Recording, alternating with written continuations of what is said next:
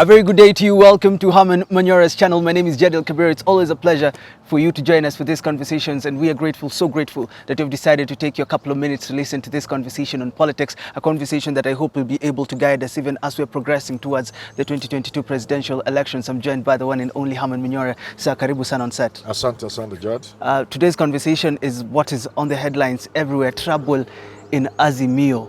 They're saying because the Secretariat has denied that there was a coalition-to-coalition agreement between Oka and Azimio la Umoja. This is trouble. Kalonzo, on the other hand, says that they had agreed together with Raila that they will have the Azimio and Oka coalition pact, kind of a grand coalition. Is this trouble looming in Azimio la Umoja? There's no trouble. There's just shenanigans.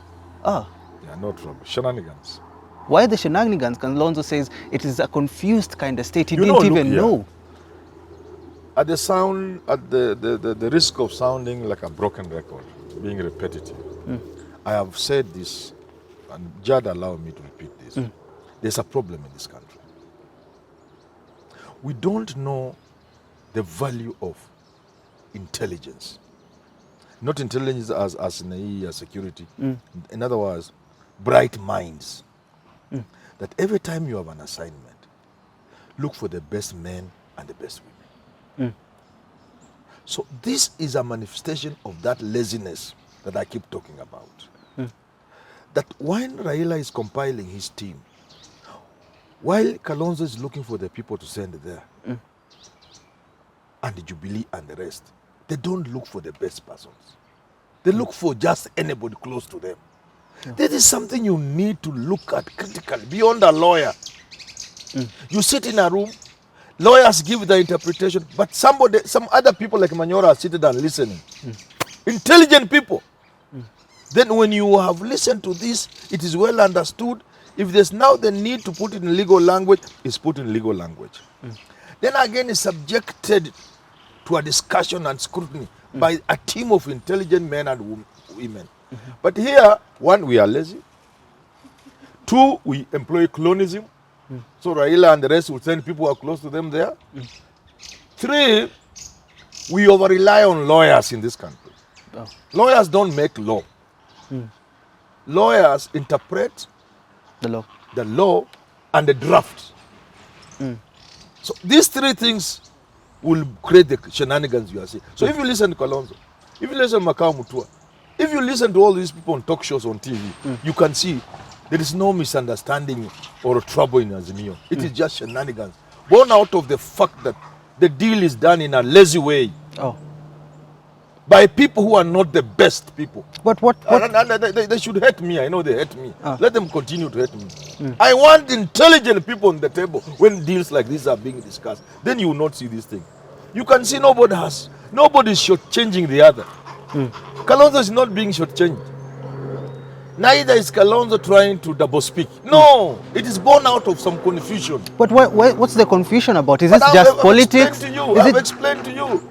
Even understanding the Political Parties Act. And these are lawyers. The new Political Parties Act. Whether now Azimio can be joined by Oka, a coalition of simple things like, I'm not a lawyer, but I can see through that. When I listen on TV, I get so... But what then should we expect in Azimio la Umoja? They will continue with these shenanigans until they change. They have to change. I was there in 2017, I did some consultancy work for NASA under ANC, and I could see. And when I left, the confusion about sharing of political parties fund, I left when they had reached that stage. And I can assure you, I knew it will go that way. Some would look at Kalonzo now and ask, why did you sign the agreement? No, Kalonzo is not Why did you go to the NDC? It is not a Kalonzo problem in terms of that he's trying to be clever or he's trying to backtrack. No, neither is anybody trying to shortchange him. I'm telling you the problem, simple and square. Intelligent men and women are not on that table. They can come here, I tell them. And this, I'm speaking in public. They can say, Manyora thinks he should be here. No, that is the truth. It is shenanigans born out of the fact. I've been following this thing on TV show. I've heard Kalonzo speak. I've heard Makau Mutua speak. I've followed speakers from both sides engaging on this. From yesterday, from the other, on talk shows. I can see where the problem is. Some would say this is what is going to injure Raila's presidency. No, it won't. It is just, it will be even in UDA, it will be there. It is a Kenyan problem. Or both sides? Yeah, it's a Kenyan problem. You can't do anything. Whether it's running government, whether it's running an institution, we don't look for the best men and women. But we think just anything, anybody can do anything. What could That's our problem in this country. I want to ask, what could be the problem? Because There's you're no saying problem. it here, you're saying, There why is no problem. aren't they listening? Why aren't they There is following no what you're problem. saying? Then they will blame me. Those who want Raila to or Ruto to hate me, then they rush there. So no, Manyora's answer. Instead of listening to what I'm saying, they now get that opportunity to go and take tea. Okay. As they talk about people like Manyora. Some would ask them, they talk about you. Some would ask them, was Kalonzo's move a good move, going to Raila Odinga? Kalonzo is a politician. Politicians go for nothing but their interests. And Kalonzo's interests, if you ask me, are best served by the move he has made. Because it means when Raila wins, I'm using the word win, when, because I know a little English. Not if. No, Raila will win the election. But like I raised a storm when I said he could lose. Again, English. You know, this English is a problem, my friend. If you say there's no way Ruto will win. Absolutely. He has no pathway to power. There's no victory for Ruto. But then you add that Raila could lose the election. You know, I'm speaking English, but then it's difficult. This is not our language. Okay. People get me, they don't understand what I'm saying. Maybe we should have Swahili translation. I think it to make Swahili. So you're saying Kalonzo's move was a good move? A good move because that's the only way he'll remain relevant in Kenya's political space going forward. Let me tell you this, and I've said so many times. This is a generational change moment. So when I say this is a generational change, people say, how then can it be led by a 77-year-old Raila? You can now see. They can't even understand what it means. Okay. That we are going into a new world. Politics will be played in a new way by majorly new players who are young, doing their thing differently. But they cannot just happen on the scene.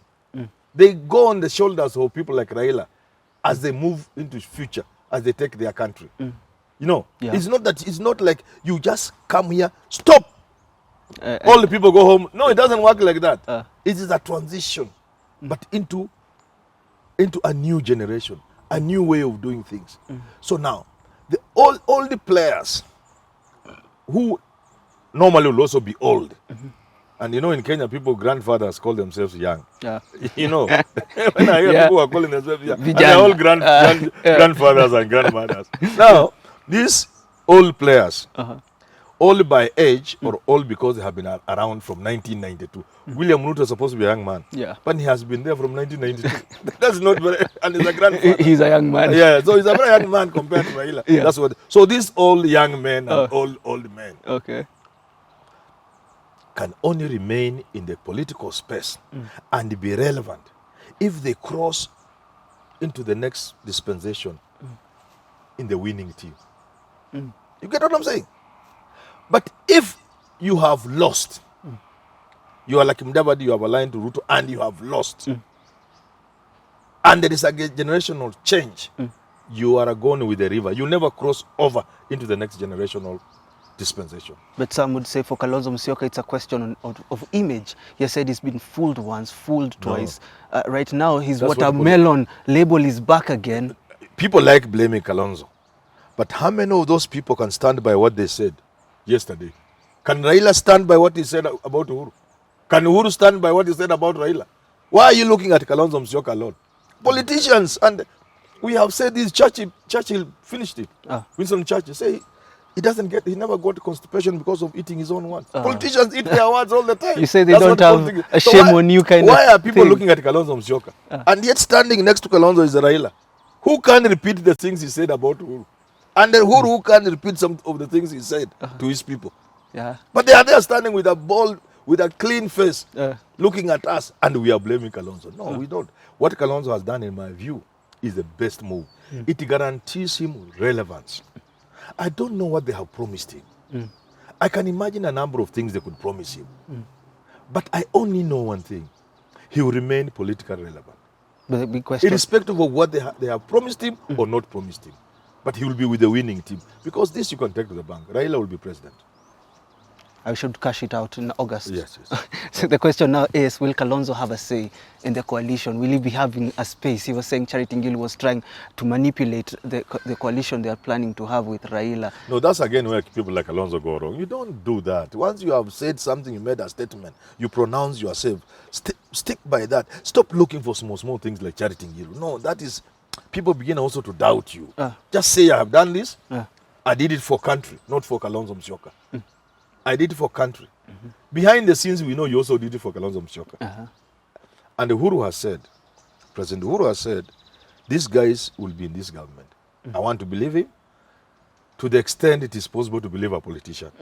You know, this will be a Raila government. To the extent. Yeah, this will be a Raila government. Even people saying Uhuru will be driving, it is not possible. Once somebody sits on that seat, you can't drive him. You can't. He makes his own decisions. Of course. He will form government. Uhuru was supposed to be, Raila was supposed to be forming government with Kibaki. But I was very keen. When Kibaki was reading cabinet, Raila was craning to see. Then I asked myself, this guy is supposed to have formed this government. It's just, they're supposed to be reading a list they prepared. But you could see the anxiety on Raila as he was trying even to. He didn't know the list. He didn't know. And sure enough, there's some names that surprised him there. Which he didn't give from his side. Does this mean then that politics. We should not trust the politicians? Like right now, if you don't walk into politics with trust, you don't trust anybody in politics. Trust your wife at home. Even if Raila has promised Kalonzo something, Kalonzo should be should politics. Not trust. You look at this thing. The best person I think is Ruto. When Uhuru promised him, I don't think Ruto believed it. I doubt. You believe, but you have plan B. Because many people told Uhuru, these guys will never keep their promise. And there was history for Ruto to go by. And I think Ruto is sharp enough to have known. And he began working on plan B. That's how a politician should work, like Ruto. Trust, believe, but have plan B. This is why most of them are usually so angry. Ni kama Waarabu wanasema, amini jirani wako lakini funga ngamia wako bwana. That's how you play in politics. If you rely on trust, you are like a baby. Trust is not what you rely on in politics. Intelligence, strategy, strategy, and your interests. Is this why Kalonzo is causing quite a stir with all this, trying to show that something is cooking in Azimio and they should level down? They should know that he's still in charge. Is this part of his PR? If you come with some demands post-agreement, you come out bad. You look ugly. When you spring that agreement with Raila, and it is post-NASA, you see? Then you make Mudavadi come out, and indeed he comes, Kumbe we were in NASA and you people were also doing other deals. Be very careful about post-deal engagements. You come out looking bad. Play your deal. If you find that you overlooked something and you have been played, just strategize. Keep it to yourself. Keep it to yourself. And work on how to deal with it. Plan B. Chini ya maji. Like Ruto's UDA. Me, I tell people Ruto is a smart politician. Honestly. He knew he could not. He listened to Uhuru. He looked at the plans. All the promises. Half cabinet. But behind his mind, he knew he had to have a plan B. Then he started working on it. Look at the way he made friends. All these friends cannot have been made in 2018. There people are saying from 2017, No. These things he started from 2013. Some of the moves, some of the friends he made as early as 2013. Ensuring some of them were elected in strategic places in 2017. Stage managing nominations. You remember Jubilee nominations? Yes. That's a smart politician. Finally, the big question now, people are asking, what is it in for Kalonzo in Azimio la Umoja? What position do you think he will hold? There are possibilities. The first one, people say he could be running mate. To me, that would be a blunder. A monumental mistake on the part of Raila and Uhuru. Raila is such a serious strategist, so is Uhuru. They are unlikely to make that mistake. If they gave Kalonzo, they are gone. They will still win, but they will struggle to win. Raila will win this election, but he will really struggle to win if you give Kalonzo. Why? Because you are going to antagonize Mount Kenya and give people the excuse they are waiting for. You see, they are just about to have it in Mount Kenya. They're just about to have it. Because even there is no poll today that is being conducted. even the ones being celebrated by Tanga, by Kenya Kwanza or UDA, even the best from their perspective, the best is giving Ruto is 70. If you stretch 75. So on average, Ruto is at 70% in Mount Kenya, which is so good for Raila and Uhuru. It means they will push this thing to 40%. The best Ruto will get to 60. The best. And that's what they Why need. would they antagonize that? By giving Kalonzo? They will lose all that. So, So once you give Ruto the complete package from Mount Kenya, you can as well forget. So I don't think they'll go. Even if they get some sort what of they a prime can promise minister's Ruto, thing. Right, Kalonzo. Kalonzo, I've heard people talking of an international assignment. The term of the current, I think, Secretary General of the UN, I think is about to expire in 6 months' time. They can say, we'll route this for you. And Kalonzo can qualify. Nobody will doubt Kalonzo as the Secretary General of the UN. That's bigger than Mukhiza Kitui's thing. That's a big thing. That's even a thing people are saying Uhuru would go for. So, but Uhuru can't go for it. Secretary General of the United Nations. That's a big thing. Kalonzo can get the one it. of Kofi Annan. Kalonzo can get it. Kalonzo is where Kofi Annan was not when he got it.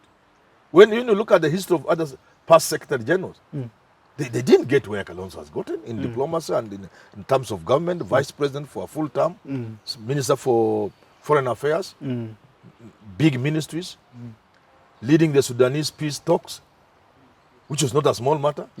He's known in international circles. So Kalonzo will not be a far-fetched idea for the UN Secretary General. That's a sweet. He could have been. That's the second thing. So, running mate or DP, UN Secretary General, Prime Minister.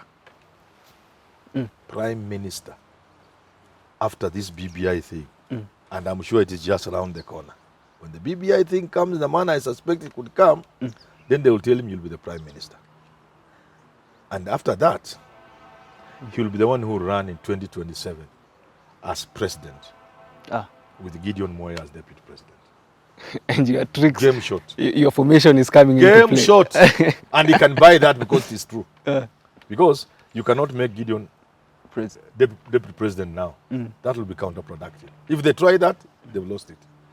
Again, you cannot give him president. You cannot make him presidential candidate in 2027. You make him running mate. After the BBI thing goes through, you make him deputy prime minister with Kalonzo as prime minister.